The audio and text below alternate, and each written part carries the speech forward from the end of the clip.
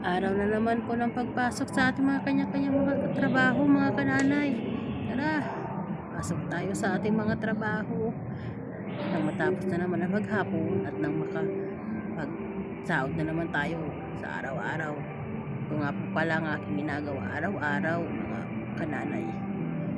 Maglakad papunta sa aming store at mag-duty ng 8 hours. Dahil mga working nanay tayo, kailangan natin kumayod araw-araw. Kayo po ba, mga kananay? Anong pinagkakabalan nyo araw-araw bukod sa pagiging nanay sa loob ng bahay? Salute sa mga nanay na tulad ko, working nanay at araw-araw napapagod.